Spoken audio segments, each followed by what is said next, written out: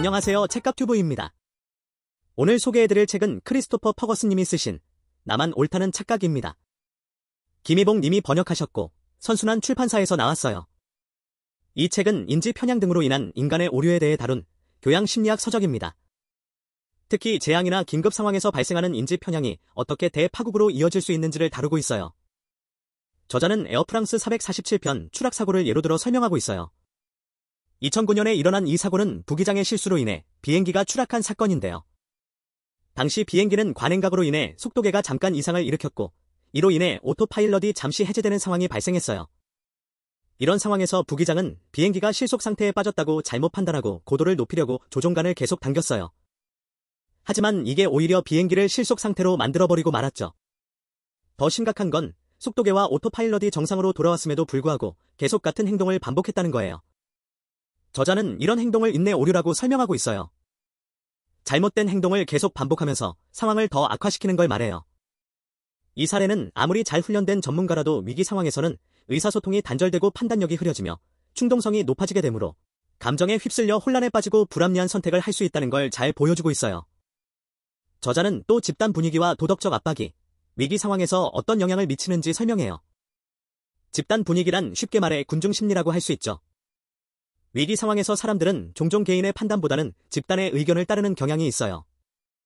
예를 들어 코로나19 팬데믹 초기에 마스크 착용을 두고 찬성과 반대 진영으로 나뉘어 갈등이 있었죠. 이때 많은 사람들이 자신이 속한 집단의 의견을 그대로 따르는 모습을 보였어요. 이런 현상을 저자는 집단사고라고 부르는데 이로 인해 비합리적인 결정을 내리게 될 수 있다고 경고합니다. 집단사고의 특징으로는 자신들이 무결하다고 믿는 환상, 도덕적 우월감, 반대 의견에 대한 압박 등이 있어요. 이런 특징들로 인해 집단은 위험 신호를 무시하고 잘못된 결정을 내릴 수 있죠. 도덕적 압박도 비슷한 문제를 일으킬 수 있어요. 사회적으로 옳다고 여겨지는 행동을 강요받게 되면 그게 정말 옳은지 따져보지 않고 무조건 따르게 될 수 있거든요. 이런 집단 분위기와 도덕적 압박은 때로는 우리 사회를 더 나은 방향으로 이끌기도 하지만 때로는 비합리적인 결정으로 이어질 수 있어요. 저자는 이런 현상을 이해하고 경계해야 한다고 말합니다. 또 저자는 사람들이 놀라운 주장에 귀를 기울이는 경향이 있다고 말합니다. 이런 경향은 때로 잘못된 믿음을 퍼뜨리는 데 한몫하죠. 그 대표적인 예로 영화 조스와 상어 개체수 감소의 관계에 대한 주장을 들고 있어요. 조스라는 영화가 개봉한 이후에 상어 개체 수가 급격히 줄어들었다는 주장이 있었어요. 이 주장에 따르면 영화를 본 사람들이 상어의 위험성을 깨닫고 상어를 무차별적으로 죽이기 시작했다는 거죠. 심지어 조스의 원작자인 피터 팽클리도 자신이 이 소설을 쓴 것을 후회한다는 말까지 했다고 해요. 하지만 저자는 이게 사실이 아니라고 말합니다.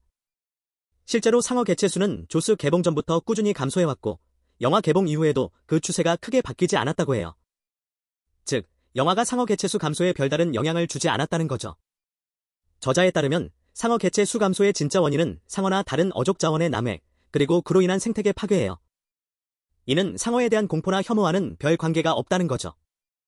하지만 사람들은 더 극적이고 단순한 설명에 쉽게 끌리는 경향이 있어요.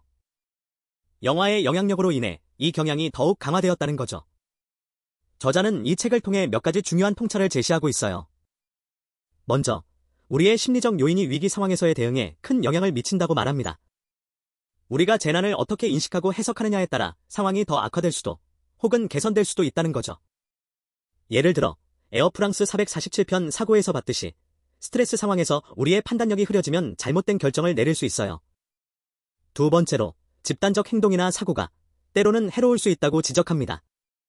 사회적 압박과 집단의 불안은 위기 상황에서 잘못된 결정으로 이어질 수 있어요. 코로나19 팬데믹 초기의 마스크 착용 논란이나 환경 문제에 대한 극단적 대응 등이 그 예죠. 이런 집단 행동의 위험성을 인식하고 경계해야 한다고 저자는 강조합니다. 하지만 저자는 과거의 실수를 분석하고 그로부터 배우면 미래의 대응을 개선할 수 있다고 말합니다. 역사적인 재난과 최근의 사건들을 살펴보면 반복되는 패턴을 발견할 수 있고 이를 통해 우리는 더 나은 대처 방법을 찾을 수 있다는 거죠. 또한 잠재적인 재난에 대비하는 것의 중요성도 강조해요. 심리적으로나 실질적으로나 더 나은 준비가 필요하다는 거죠. 결국 저자가 전하고 싶은 메시지는 비록 우리가 과거에 많은 실수를 저질렀지만 우리에겐 배우고 성장할 능력이 있다는 거예요. 위기 상황에서 더 나은 선택을 할 수 있는 잠재력이 우리 안에 있다고 말이에요. 우리가 가진 인지적 오류를 이해하고 인정하면 더 나은 판단을 할 수 있고 위기 상황에서도 냉철함을 잃지 않고 합리적으로 대처할 수 있다는 걸 이 책은 끊임없이 강조하고 있습니다. 이 책은 우리가 얼마나 쉽게 편향된 생각에 빠질 수 있는지 잘 보여줘요. 특히 위기 상황에서는 더 그렇죠. 그래서 우리는 항상 자신의 판단을 의심해보고 반대편에 있는 다른 사람의 의견도 들어보는 자세가 필요하지 않을까 합니다. 책값 벌기 위해 시작한 유튜브. 이렇게 된 김의 구독과 좋아요, 알림도 부탁드립니다.